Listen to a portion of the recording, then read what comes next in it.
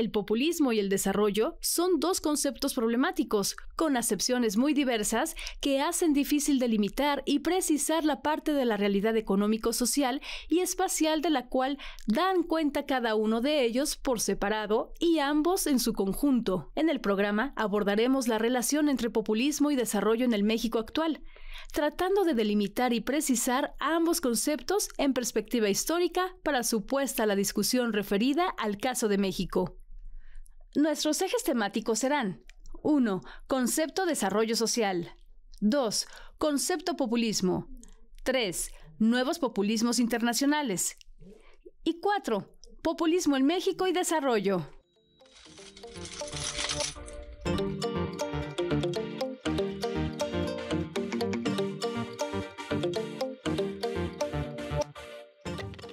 Bien, el primer eje temático, el concepto de desarrollo social.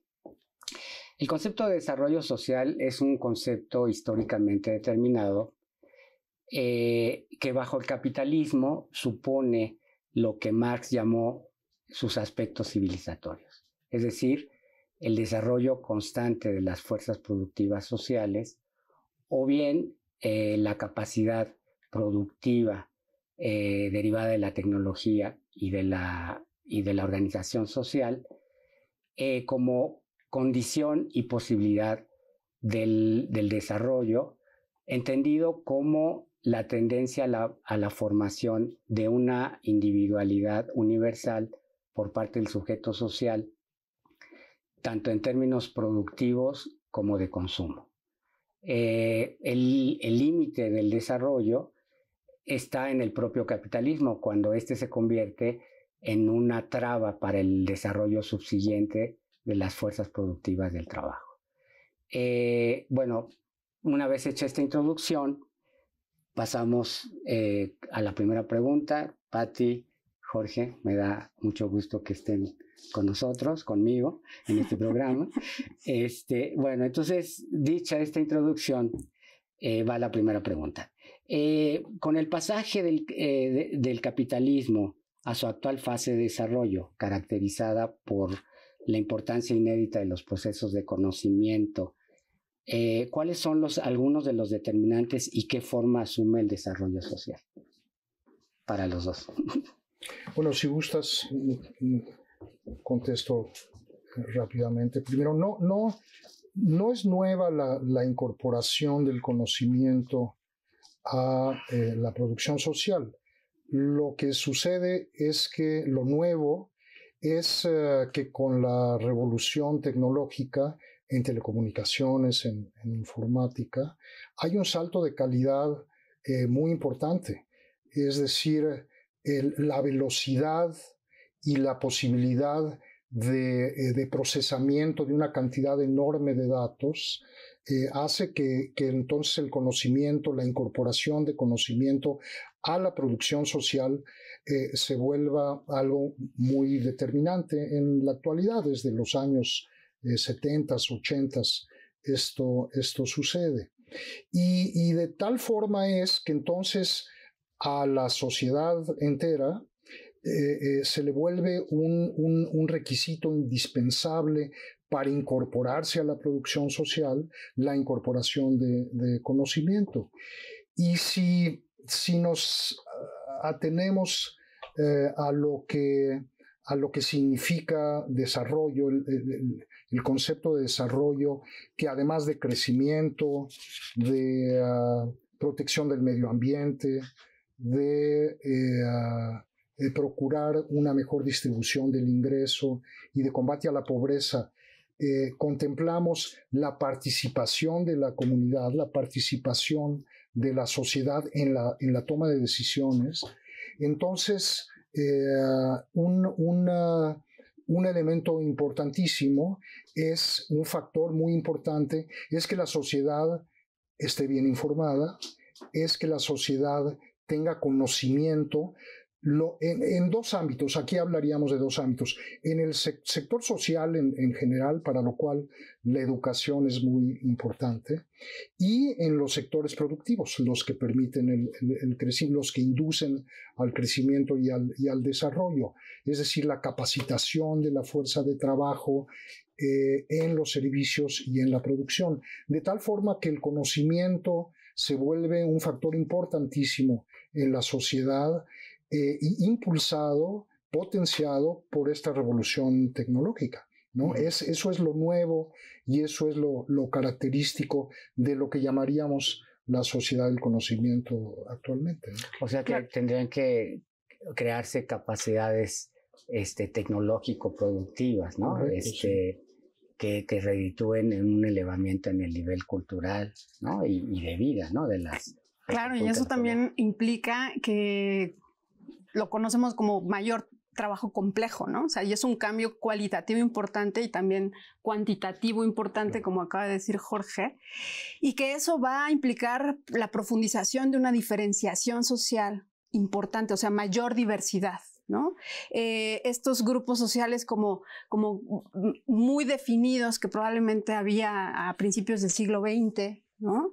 Que también están muy relacionadas con las actividades que se tienen en la sociedad. Se van diversificando y complejizando cada vez más.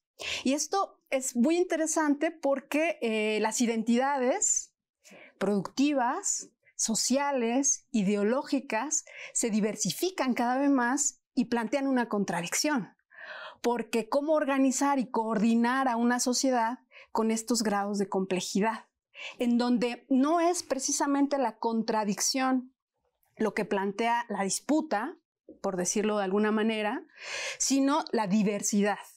Y además algo que también comentábamos anteriormente en otros espacios, la diversidad es un campo de cultivo fértil para la generación de más conocimiento, de innovaciones en diferentes aspectos y que puedan derivarse en innovaciones productivas, rentables, etc. Entonces, esta es una determinación actual, ¿no? La diversidad, la complejidad de la sociedad y que nos está planteando dificultades o retos para poder llegar a acuerdos en donde alcancemos la igualdad ciudadana ante la diversidad en todos estos aspectos, ¿no? Sí, entonces ahí habría un gran desafío, ¿no? O sea, por parte de los países, cómo dar unidad, ¿no? A esa diversidad en términos de una estrategia de desarrollo que suponga digamos, la creación de capacidades tecnológico-productivas y la elevación, ¿no? en el nivel cultural y de vida en general de la sociedad. Sí. Claro, y tiene que ver con la toma de decisiones bien informada. Claro. La toma de decisiones con una mejor capacidad para hacerlo. Y en el sistema productivo, por ejemplo, recientemente incluso hubo un programa aquí en este espacio sobre la importancia de la digitalización. Entonces, digitalizar para volver más productivo el sistema es muy importante, pero tienes que proveer la posibilidad desde la educación de digitalizar a la sociedad, desde la educación primaria. Ahora vemos a los niños muy chiquitos que tienen una capacidad, porque ahora hay los instrumentos para hacerlo, y eso va en beneficio de la sociedad, porque les permite estar con los instrumentos que le dan información, aunque sabemos lo que son las redes sociales, que tienen su parte negativa y demás, pero la posibilidad que desde pequeños se vayan introduciendo y vayan dominando estas técnicas que les va a permitir incluso después en los estudios o en sus trabajos acceder a puestos que, ojo, yo creo que es muy importante siempre cuando hablamos de la importancia de la preparación de la fuerza de trabajo, capacitarla en la digitalización, digamos, no es nada más porque entonces se va a volver más productiva la sociedad, sino porque van a tener mejores salarios. Hay que estar viendo también la parte de la remuneración de la fuerza de trabajo a mejores niveles. en el sentido, ¿no? Tiene un sentido social por todos lados de que se le vea, ¿no? Y otro aspecto que va muy relacionado con lo que está diciendo Jorge, el proceso de digitalización, las capacidades en la fuerza de trabajo, es las escalas, ¿no? Es una cuestión que también hemos platicado en otros momentos. Escalas espaciales. Por supuesto, las escalas espaciales, ¿no? Porque el impacto del trabajo, de un trabajo complejo con estas características de digitalización, el impacto no es exclusivamente dentro de la empresa, sino el conjunto de redes de empresas, ¿no? Y con ello van diferentes escalas aunadas, que la concepción incluso, que me parece que es otro determinante de este desarrollo social en la actualidad, otro determinante, entonces, es que el impacto que se pueda tener localmente no necesariamente es sobre la región en donde está establecida esa empresa, sino con los circuitos y relaciones de la red de empresas transnacionales y conglomerados, etcétera, en otros lugares. Entonces, también la concepción del espacio que nos ha traído la digitalización, esta compresión cada vez mayor de espacio-tiempo, es un determinante fundamental, ¿no? Es también en las relaciones que se están haciendo entre personas, que lo vivimos muy vívidamente en la pandemia, ¿no? Entre personas, entre grupos sociales. Yo hablo entre empresas, pero igualmente hay entre diferentes aspectos y organizaciones, ¿no? Uh-huh. Entonces, me parece que ese es otro determinante importante relacionado con esto que está comentando Jorge, claro. Podríamos hablar de la necesidad de una inclusión social, de tipo cognitivo, ¿no? Productivo, cognitivo, ¿no? Claro. Okay. Como un requerimiento. Como un requerimiento, sí, como un determinante del desarrollo. Un determinante, ¿no? Sí, correcto. Muy bien. Bueno, entonces pasamos con esto, creo que ya comentamos el tema del desarrollo en la actualidad.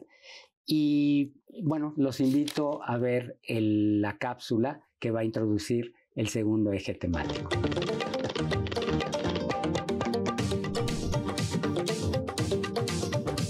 Populismo es un concepto que ha sido ampliamente usado para referirse a una diversidad de movimientos sociales y diferentes aspectos de ellos, por lo que se ha prestado a una gran ambigüedad. En un sentido estricto, los populismos son movimientos políticos sociales que surgen ligados a oleadas internacionales de nacionalismo económico, político, social. En una aceptación tradicional, se consideran movimientos que propician la formación de una nueva identidad popular que divide a las fuerzas político-sociales en dos grandes campos: el del pueblo, enfrentado al establishment, o los grupos políticos y económicos dominantes. En la formación de esa nueva identidad popular, los populismos apelan a valores, tradiciones, aspiraciones y costumbres nacional populares. En una aceptación más elaborada, los populismos forman parte de procesos más complejos que el teórico político italiano Antonio Gramsci denominó revolución pasiva o revolución-restauración, en donde en un momento de crisis histórica económico-social, la apelación a la nueva identidad popular forma parte de un proceso de incorporación difusa y no coherente de demandas y aspiraciones de las clases y grupos subalternos en un nuevo proyecto hegemónico de las clases dominantes, o de grupos que aspiran a serlo, para no dejarse superar históricamente. Los populismos han tenido y pueden tener un carácter histórico progresivo o regresivo, dependiendo de si contribuyen a hacer surgir lo nuevo, liberar las fuerzas de progreso histórico o perpetuar lo viejo.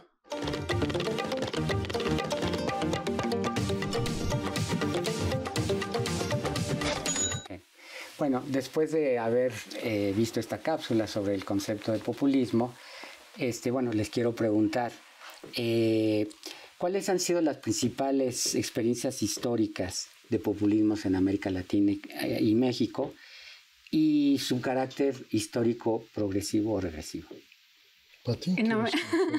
En América Latina, bueno, siempre cuando revisamos América Latina resalta los casos en Argentina con el peronismo. Yo sé que vamos a hablar de eso más adelante. También en Brasil, ¿no? Históricamente, Sin embargo, claro, cuando nos detenemos en México, siempre hacemos alusión a la época de Lázaro Cárdenas, ¿no? Del momento de la revolución, de la post-revolución mexicana, de la lucha armada y lo que vino a implicar un proyecto como el cardenismo, ¿no? Que se difundió de manera importante. Y después, yo creo que otro momento importante y muy polémico para los analistas y quienes estudian esto es la época de los 70, ¿no? De Luis Echeverría y de López Portillo. Estos década de los 70 en el que se van aplicando políticas tanto económicas y sobre todo políticas tras lo que podríamos conocer de crisis política y social del 68, ¿no? Que viene arrastrando una serie de cuestiones de lucha social y económicas no resueltas, ¿no? En esta época. Y también habría que agregar, bueno, hay diferencias, ¿no? Entre la lectura que se tiene del cardenismo respecto a los 70. Y también en estas experiencias, cuando veíamos en la cápsula si tienen elementos progresivos y regresivos, generalmente en el ideario de grupos intelectuales que difunden ideas, siempre se le adjudica al populismo elementos negativos, ¿no? Regresivos, probablemente. Pero ahí depende, Patito. A ver. Hay autores, bueno, Laclau, que es un teórico. Ernesto Laclau, ajá. Sí, ¿no? Que es el referente, cuando menos latinoamericano, ¿no? Para el tema del populismo. Más bien él se refiere, o sea, él le da una connotación positiva, o sea, es decir, de progreso histórico, ¿no? De que contribuye al progreso histórico. Pero creo que él se refiere, o sea, cuando estudia los populismos, sobre todo se refiere a los populismos a los que hiciste mención, o sea, los de los años 30, 40 y 50 en América Latina, que, bueno, es una de las preguntas, ¿tuvieron un carácter progresivo o regresivo? ¿Y por qué, no? Pero entonces eso depende, ¿no? Yo creo que un poco depende de a qué experiencia histórica se refieran los distintos autores, ¿no? En general sí es cierto que tiene, y sobre todo en la actualidad, tiene una connotación, tiende a tener una connotación, digamos, despectiva y además de tener un carácter regresivo, ¿no? Sí. Pero no siempre es así, y como digo, creo que eso depende de a qué experiencia histórica se estén refiriendo. Y a la combinación de cómo se combinan los elementos que definen al populismo. ¿Qué peso específico tiene cada uno de ellos? Podemos entrar un poco a ver qué se define como populismo, qué época histórica, tienes toda la razón, y las externalidades, porque no es lo mismo un populismo y cómo evoluciona, porque yo veo como son movimientos políticos, concepciones políticas y concepciones de poder económico y de poder social y político. Entonces el momento en que se da, el país en que se da y las presiones que hay externas van a hacer que el dinamismo que tiene, porque yo creo que es muy dinámico, pueda ir incluso cambiando. Entonces, para mí, llegar a decir si es regresivo o si tiene aspectos positivos, que efectivamente yo creo que actualmente siempre se considera como regresivo, para definir eso es muy importante ubicarlo históricamente, claro, y ver, a ver, si la confrontación de clases sociales, de grupos sociales, se da o no se da, es un elemento. De que se tome el poder por la vía que todos los populismos lo hacen, es parte de la concepción del populismo. Por la vía del voto no es una revolución, es por la vía democrática, pero ya una vez en el poder, ¿qué hacen con la democracia? ¿Cómo retoman las instituciones, las impulsan o las destruyen? esa combinación de elementos es lo que nos permite decirlo. Por ejemplo, y retomando lo que estaba diciendo Patti, en los años 40 yo creo que se dan los primeros populismos modernos en Latinoamérica.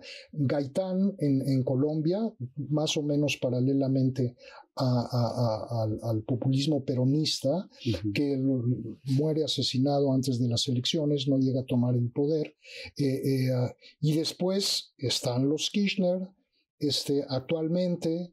Bueno, en ese entonces Perón y Evita Perón, y actualmente podemos ir desde Evo Morales, los Kirchner, Correa en Ecuador, los de izquierda, pero también los de derecha. Vamos a hablar un poco más de eso sobre Milei y Bolsonaro. Pero aquí yo no estaría de acuerdo. Incluso hay una imagen en la cápsula que acaba de pasar donde Cárdenas aparece. A mí no me parece que Cárdenas sería populista. Incluso tengo mis dudas de quien habla de Lula como populista, porque ya todos parecen populistas. Hoy estaba leyendo un artículo en el periódico que decía el populismo de Salinas. Pues no, Salinas no fue populista, lo es López Obrador. Entonces es polémico, pero sí podemos terminar llamándole populismo a todo. Y yo creo que el elemento de Cárdenas como constructor de instituciones, de buscar que las clases sociales en el país tuvieran objetivos similares, crecimiento económico, una serie de aspectos, no hay una destrucción de la democracia. A mí me parece que, o de las instituciones democráticas, claro, por eso es polémico, pero no estaría para mí dentro de los populismos clásicos, e insisto, ni siquiera me parece que Lula también podríamos clasificar, pero sé que podemos tener diferencias en esto, y los que yo mencioné sí. Sí, a ver, pero para ir un poco en orden, o sea, a ver, esos populismos de los años, populismos o experiencias que, digamos, incorporan, ¿no?, demandas de las clases y grupos subalternos. Es progresivo. Exactamente, ¿no? Sí. Es progresivo, tuvo un carácter progresivo en los años 30, ¿no? Tú hacías alusión al populismo en México en los años 70, ¿no? Echeverría, por ejemplo. Claro. Ahí, ¿qué podríamos decir sobre si tiene un carácter progresivo, tuvo un carácter progresivo o regresivo? A mí me parece que en la época de Echeverría y Portillo intentan restablecer un equilibrio, ¿no?, un desarrollo equilibrado que se habían tenido décadas anteriores con fórmulas muy parecidas. Y además algo distintivo de la época 30s, 40s en México es que el descubrimiento de Cantarell, el papel que tuvo en ese momento el petróleo, o sea, pasar de frases en las cuales, o más bien es cuando llega la frase de lo que necesitamos es administrar la riqueza, ¿no? Fue en algún momento un dicho muy popular que se difundió en la época de López Portillo. Entonces, me parece que la década de los 70 es un momento de restablecer aquel, nosotros en algún momento le pusimos bloque histórico mexicano, ¿no?, de la época de los 40 a finales de los 60, en donde hay un proyecto con identidad, que lo que busca es una identidad, construir una identidad nacional, pero con elementos materiales de industrialización más o menos claros. Incluso una característica que a mí me ha parecido súper interesante es que paradójicamente en la década de los 70, en 1970, se funda el CONACYT, sin que el CONACYT desde entonces tenga una relación clara con el sector productivo, sino como una demanda del grupo de científicos de la época, y que viene desde la época de los 30.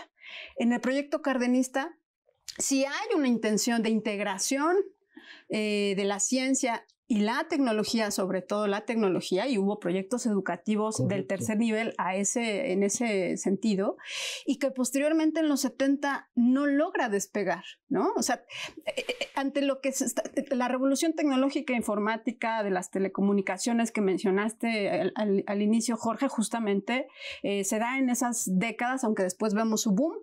Y ya teníamos en México un Consejo de Ciencia y Tecnología, y ya teníamos en México personajes importantes que contribuyen al pensamiento latinoamericano para desarrollar esto que nosotros hablamos núcleo endógeno, y a mí me parece que había elementos progresistas.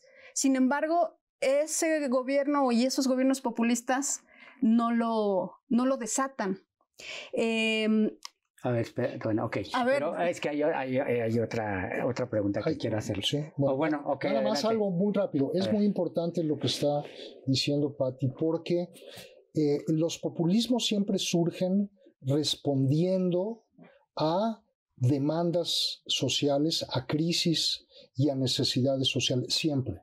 Y siempre van al frente intentando responderla. ¿Qué tanto responden o no? ¿Qué tanto lo logran o no? Podemos entonces hablar cuáles fueron los elementos progresivos y cuáles fueron los regresivos, dependiendo de si lograron lo que pretendían y lo que ofrecieron. Como populismos, que es al pueblo le ofrecemos esto porque esto necesita, en fin, solo quería ir sobre lo que había dicho Patti y adelante con lo que nos ibas a preguntar. Bueno, no, más bien damos paso a la pausa del programa y continuamos.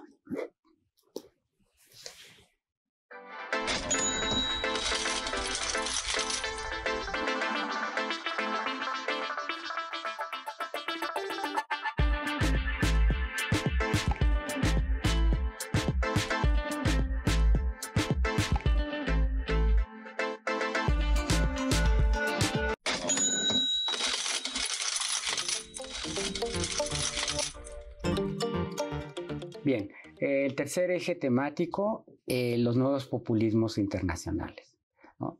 Los nuevos populismos internacionales son movimientos políticos sociales que se extienden y profundizan a raíz de la crisis productiva global del 2007-2009, como punto más álgido de la crisis del neoliberalismo, entendido como vía predominante de emprendimiento por los países de la actual fase de desarrollo, ¿no? Entre otras posibles, como por ejemplo la vía asiática o la vía escandinava, ¿no? La vía de los países asiáticos, la vía de los países escandinavos.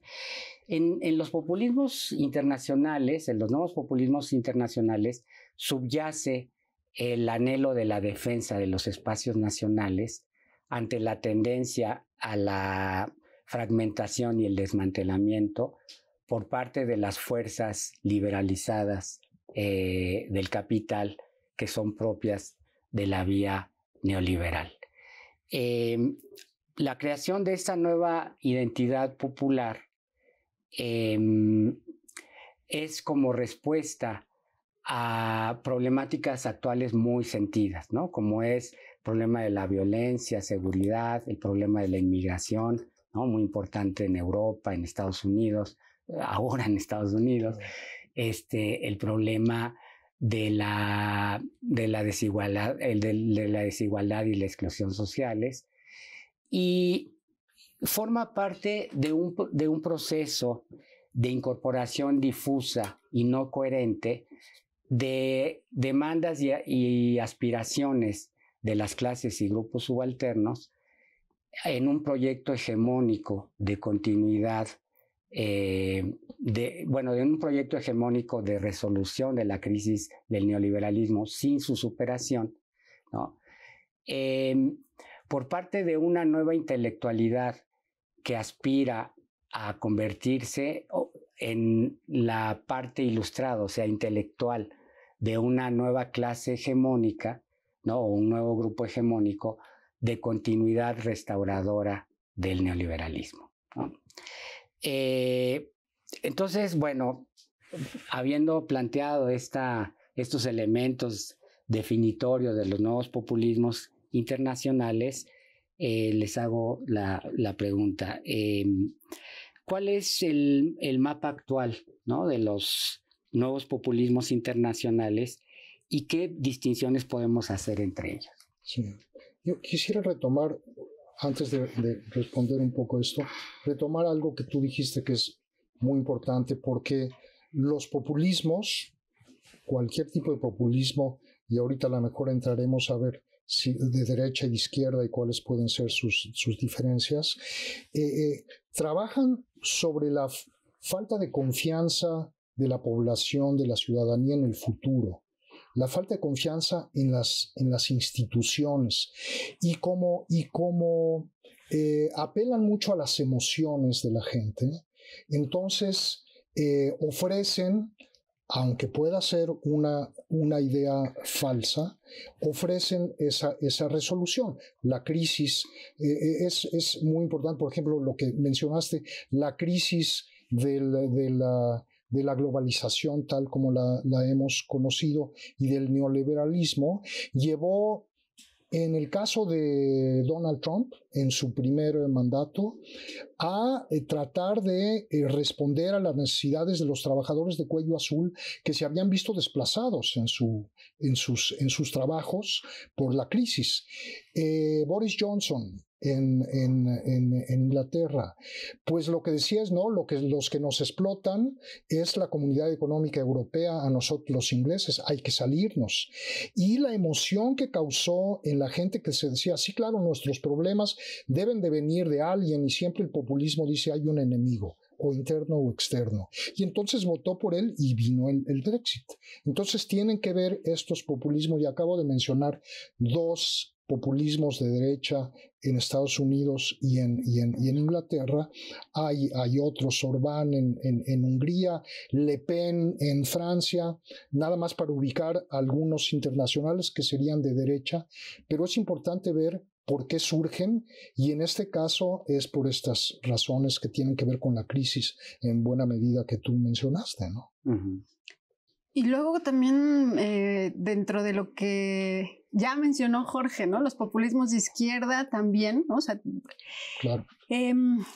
Según cuál es... Nada más, aquí habrá que diferenciar, ¿no? Entre populismos triunfantes, porque, ¿no? Totalmente, o sea, sí. ¿no?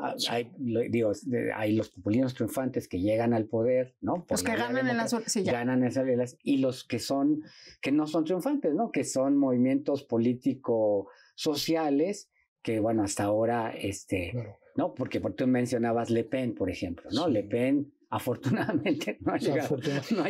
¿Cómo se llama? Yo no sé, tú sabes hablar francés. Mélenchon se llama, los camisas amarillas en Francia. Un movimiento que no triunfó, pero un movimiento que también iba con las mismas intenciones y apelando a la emoción de la gente, que movió a muchos, perdón. Sí. Pero... Entonces, bueno, nada más. Bueno, pero eso, o sea, a pesar de que no son populismos que hayan ganado en las urnas y que estén en los gobiernos, están dentro de estos movimientos finalmente populistas que estamos intentando identificar sus características. Sí. A mí algo que me ha parecido importante dentro de esto es caracterizar los populismos y diferenciarlos de entre los que están en la izquierda de los que están en la derecha, ¿no? Hace rato hablábamos en América Latina, en el siglo XXI, tú ponías sobre la mesa si Lula, ¿no? Uh-huh. Pudiese ser caracterizado como un populismo de izquierda, ¿no? Y decías, no, me parece que no. Yo también lo he estado reflexionando. Me queda claro que el de López Obrador, desde recordando, revisando, cómo definir el populismo, justo como tú lo acabas de hacer y en la introducción se dijo. Desde 2006 viene construyendo un discurso del pueblo, ¿no? El pueblo contra la oligarquía o contra lo establecido. Eso me queda claro que es un populismo en estas características. También el de Estados Unidos, que también mencionaste, pero tiene otros, ¿no? Contra la migración. No sé si tú quisieras abonar algo al respecto antes de irnos a la entrevista. ¿Qué nos queda? Bueno, sí, solo... enfatizar que, bueno, mencionamos los casos europeos, el caso de Estados Unidos, o sea, bueno, la primera experiencia y la experiencia que viene, ¿no? Lo que nos espera el año que entra. Y bueno, también ha habido populismos triunfantes en Asia, ¿no? En África, ¿no? Y que, bueno, son movimientos que se van a venir con mayor fuerza. Claro. Y retomando esto que decíamos de la diferencia entre izquierda y derecha, yo decía cuáles me parecían que eran las demandas de la gente de derecha, pero de la izquierda pues salen por la pobreza, por la corrupción, ¿no? En Latinoamérica es típico que los populismos sean de izquierda. Muy bien. Bueno, vámonos a la entrevista a Sebastián Stulwar, que nos va a hablar sobre la experiencia de la ultraderecha libertaria en Argentina.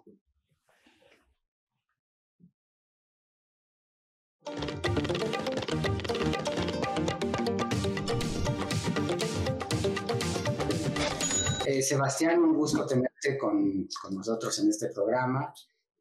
Bueno, quiero que nos comentes acerca del proyecto de ultraderecha libertaria de Javier Milei en Argentina. Danos tus consideraciones, por favor. Bueno, muchas gracias, Sergio. Es un gusto para mí poder dialogar con vos y en diálogo también con tu producción que vengo siguiendo hace mucho tiempo. Entonces pensé algunas reflexiones en relación a un diálogo que nosotros venimos teniendo y me parece como muy interesante siempre tu lugar desde donde pensás el problema, que es yendo siempre a Gramsci y volviendo, ¿no? Una relectura del presente. Y hay una discusión en torno de la ultraderecha y el caso argentino sobre cuál es la particularidad de Milei y del proyecto libertario de su gobierno y su relación con otras experiencias de ultraderecha caracterizadas como populistas. Hay una discusión ahí interesante. Mi impresión es que esa discusión es muy amplia, es muy general y la relación con los casos probablemente merezca algunas mediaciones y ver en qué medida estos conceptos encajan o requieren algunas adecuaciones.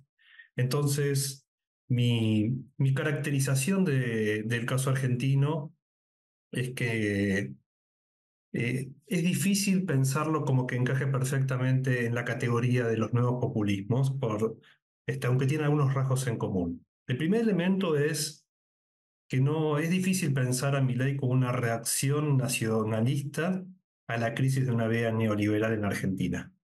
No ese es el encuadre, me parece, para intentar ver la especificidad de Milei. Primero, porque no está tan claro que en Argentina ya predominaba una vía neoliberal, sino una tensión entre una vía neoliberal y una vía más nacional popular, que fueron dando lugar a algo que yo califico como una situación de falla estratégica, en donde ni la vía más desarrollista nacional popular ni la vía neoliberal logran imponerse, que conducen a una situación de estancamiento, de crisis macroeconómica, que se manifiesta en procesos de alta inflación, que combinados con la pandemia van a dar un caldo de cultivo muy particular para una reacción muy particular en Argentina. Ahora, la naturaleza de esa reacción que encarna Milei es nombrado por sí mismo como una revolución antipopulista. Se nombra a sí mismo a Milei como antipopulista y su política, el eje principal, es una respuesta antiestatista, antinacional, basado muy fuerte en una política de un ajuste fiscal muy severo, de un proyecto de desarme del Estado, de desestructuración del Estado en nombre de ideas libertarias, anarco-capitalistas, encuadrando el populismo como justamente aquellos que se privilegian por el control del Estado en nombre de ideas colectivistas que son asociadas, por supuesto, a un comunismo internacional, pero que encuadran en Argentina con el peronismo. Entonces ahí está la discusión de que el enemigo populista es históricamente el peronismo y se opone a eso una visión anarquista, liberal, libertaria, en nombre de una revolución antipopulista. Entonces yo diría que estos dos elementos, no un pleno predominio de una vía neoliberal y un proyecto que tiene un carácter que se autoproclama revolucionario pero anarcocapitalista, no encuadran el fenómeno del populismo, por lo menos en términos generales. Sin embargo, es muy evidente que hay rasgos en Milei que lo acercan a la caracterización que se hace de los líderes populistas contemporáneos. El primer elemento es la construcción política polarizando entre casta y pueblo, ¿no? Ahí hay claramente hay un fenómeno de comunicación, de gestión del odio contra esa casta del privilegio que es muy común en esos líderes de ultraderecha. Luego también podemos asociar elementos de una disociación entre un liberalismo económico y un liberalismo político, predominando siempre el liberalismo económico, en tensión con los principios más clásicos de una visión más liberal republicana. Y luego otro rasgo que me parece que tiene el proyecto libertario de Milei es la apelación a un pasado ideal de la Argentina al que hay que retornar de pureza, que fue contaminado por el populismo.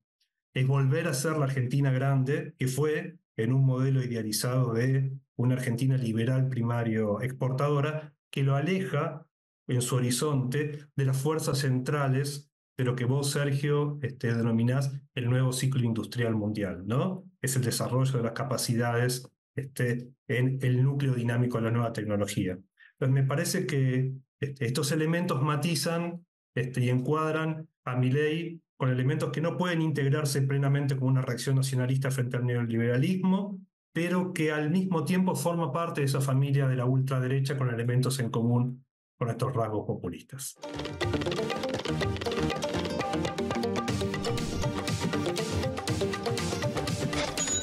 Bien, bueno, el cuarto eje temático, populismo en México y desarrollo. Bueno, en línea con los populismos internacionales, la llamada Cuarta Transformación intenta la resolución de la crisis del neoliberalismo sin su superación, proporcionándole una hegemonía en las clases y grupos subalternos, esta vez como reacción a la problemática de la desigualdad y la exclusión sociales, bajo el principio ideológico de primero los pobres y su correlato por el bien de todos, como la parte medular de un discurso, de un contradiscurso antineoliberal, ¿no?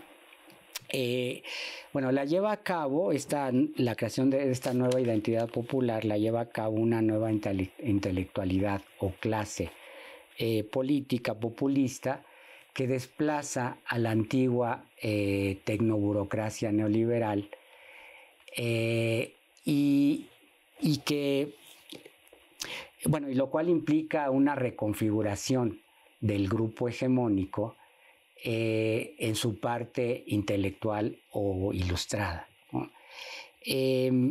Esta parte intelectual en la actualidad está en búsqueda de acuerdos con grupos del empresariado de carácter oligopólico rentista en torno a los proyectos estatales de infraestructurales, de refinación del petróleo o con los medios de comunicación afines.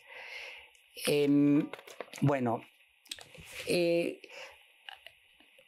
la 4T implica de modo contradictorio la transformación del Estado en un sentido restringido, es decir, entendido como sociedad o entidad política, donde habría que considerar al militarismo, sin una transformación productiva social, es decir, de la sociedad civil, ¿no? Por lo cual no considera, ¿no?, la necesaria unidad entre Estado y sociedad, ¿no?, considerando que el Estado en realidad es una emanación de la sociedad, por lo cual no es posible la transformación del Estado sin una transformación social, ¿no? Ahora, la transformación del Estado en sentido restringido, bueno, va acompañada de un proceso de racionalización y redistribución del gasto estatal bajo el principio ideológico de la austeridad republicana, ¿no? Y va en 3 direcciones, ¿no? En primer lugar, la concentración del poder en el Ejecutivo, ¿no? Y donde nuevamente, y el proceso de militarización, en detrimento de las otras instancias de poder político civil del Estado, o sea, el poder legislativo y ahora particularmente el poder judicial, ¿no? Y en detrimento también de la sociedad civil. El segundo aspecto es la eliminación, ¿no? de un conjunto de instituciones, ¿no? De regulación y de intermediación entre el Estado y la sociedad civil, ¿no? Que lo que está, bueno, me estoy refiriendo a los organismos, los llamados organismos autónomos, los fideicomisos, ¿no? Que lo que están haciendo es un poco siguiendo lo que decía Sebastián en la cápsula, lo que están haciendo es propiciando un desmantelamiento institucional del Estado y haciendo que el Estado pierda capacidades institucionales, ¿no? Y el tercer eje, la tercera dirección de la transformación del Estado es la perspectiva del cambio de régimen político, ¿no? Es decir, el paso del régimen parlamentario que se inauguró en el 2000, ¿no? Y que dio paso a la alternancia en el poder hacia un nuevo régimen de partido de Estado, ¿no? Y bueno, todo lo anterior resulta en la búsqueda de una inclusión social, ¿no? Basada en el asistencialismo consumista por medio de los famosos programas sociales, ¿no? Bien, entonces, hecha esta introducción, quiero hacerles 2 preguntas, ¿no? Primero, ¿cuál es la pertinencia del concepto de revolución pasiva, ¿no? Para caracterizar a la 4T como tentativo populista de solución de la crisis del neoliberalismo en México?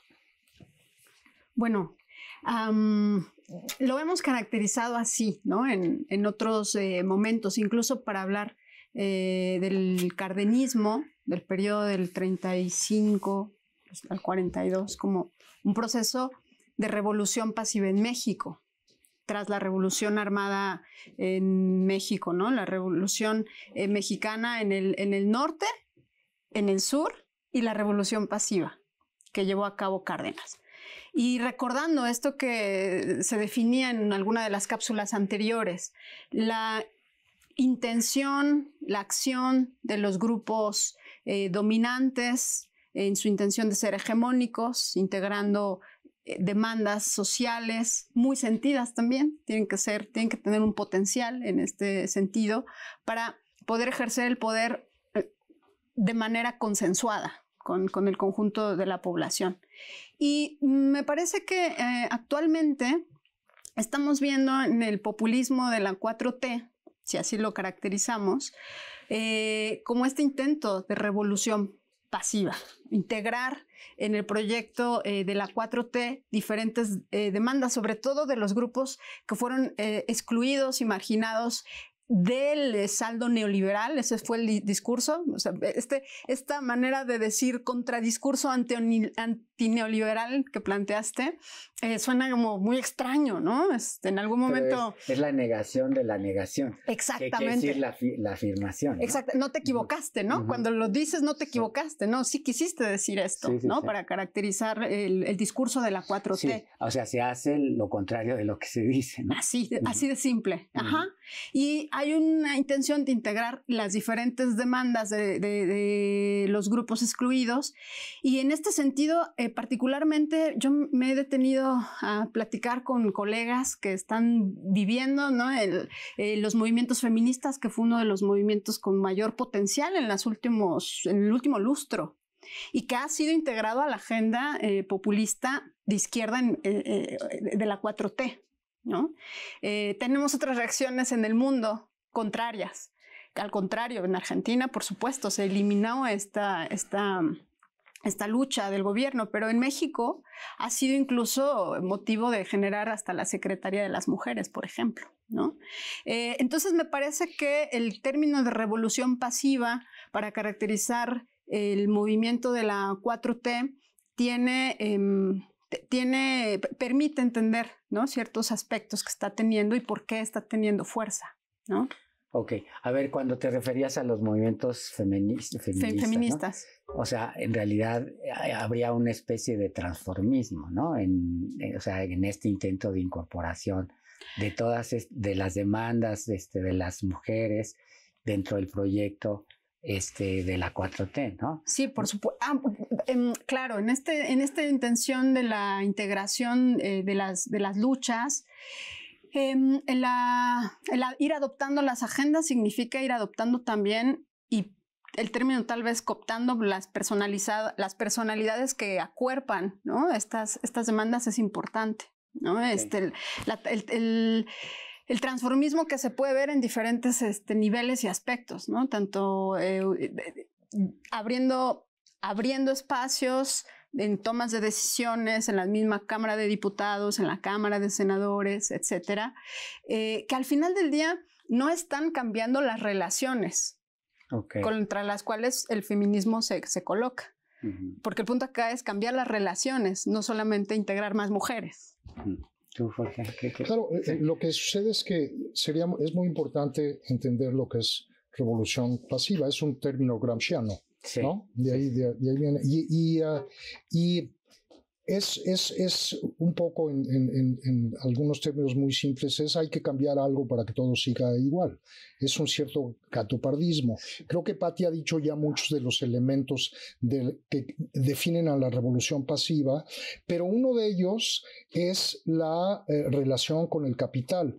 Ahí es donde a mí me parece, sé que hemos platicado esto antes y tenemos alguna diferencia, a mí me parece que el término revolución pasiva define muy bien a los populismos de derecha, porque el capital nacional, poderoso y transnacional está detrás. Para los populismos de izquierda me parece, tengo mis dudas de que no estoy totalmente cierto, tengo mis dudas que se pueda aplicar bien, especialmente en el caso de México, que es el que tenemos ahora que ver. Es un populismo híbrido. Algún autor que he leído, Pierre Rosanvallon, le llama difuso, que creo que también es un término que usa Gramsci. Yo creo que de ahí lo toman, ¿no? Pero a mí me parece híbrido porque es oportunista totalmente, es un populismo de manual totalmente, que toma de la derecha y de la izquierda argumentos y posiciones para tratar de resolver problemas que estoy totalmente de acuerdo, no lo resuelve. Es decir, de muchas de las necesidades de las que hablábamos para retomar lo que quiere decir desarrollo, el combate a la pobreza ha resuelto parte, pero no ha resuelto todo lo demás, ni el crecimiento, ni la protección al medio ambiente, ni la distribución del ingreso, porque aunque se alivia la pobreza en cierto sentido, bueno, pues tenemos a los ricos cada vez más ricos, los grandes capitales. Sin embargo, esta relación con el capital, me parece que el capital no estaba detrás del proyecto de López Obrador desde un principio, de la 4T. Se ha tenido que ajustar y de forma muy oportunista, pues los grandes capitales no pueden quedarse fuera del gobierno que esté porque pierden mucho. Y la 4T los asimila. Se acerca a ellos, pero entonces es como un seguimiento del capital, pero no que haya estado detrás de él desde sus inicios. En eso estamos de acuerdo, pero es una intelectualidad, ¿no? Que trata o sea, ante la crisis de la intelectualidad neoliberal, o sea, que quiere decir su incapacidad para resolver la crisis del neoliberalismo, emerge esta otra intelectualidad presentando una solución sin superación del neoliberalismo, ¿no? Claro, pero entonces, no los capitalistas. La nueva intelectualidad. A ver, lo que pasa es que las clases tienen, digamos, su parte económica, ¿no? y su parte intelectual. Entonces, Sí, entonces aquí a lo que yo me refiero es que la intelectualidad de la antigua, o sea, la antigua intelectualidad de la clase dominante no fue capaz de resolver la crisis del neoliberalismo. Y entonces, ante esa incapacidad, surge esta nueva intelectualidad populista. pero es otra. Es otra. No está detrás, la primera no está detrás. Es un proyecto que viene de la izquierda para resolver la crisis del neoliberalismo sin su superación. Sin superarlo. Y en ese proceso está en búsqueda de acuerdos con grupos del empresariado para la conformación de una nueva clase hegemónica. Aunque yo entiendo que el concepto de revolución pasiva de Gramsci implica que, porque es el bonapartismo, ¿no? De ahí viene, Esa es ¿no? una modalidad, Un análisis, pero no es. Bueno, a ver, entonces, solo para tratar de concluir, estamos viendo que entonces más bien tendría un carácter regresivo, ¿no? Y que no está contribuyendo al desarrollo en las condiciones actuales. Sobre todo por lo que estamos hablando en relación a lo que hemos denominado en otros momentos como un núcleo endógeno que se está sustentando en la inclusión cognitiva, ¿no? Con eso empezamos, el papel del conocimiento, el desarrollo de las fuerzas productivas en ese nivel que nos parece que es nodal, ¿no? Y que además tiene que ser descentralizado territorialmente y que además necesita la coordinación de los diversos, ¿no? O sea, no basta con el transformismo que recientemente hablábamos. Okay. Entonces, definitivamente, a mi parecer, es que todavía no tiene elementos progresivos. Ok. Bueno, se nos agotó el tiempo. Les agradezco, Jorge, Patti, haber participado en este programa. Fue no hablamos de las alternativas. Bueno, eso va a ser en la siguiente temporada del programa. Por cierto, entonces aprovecho para agradecer al público haber visto esta temporada de Momento Económico y los esperamos para la próxima.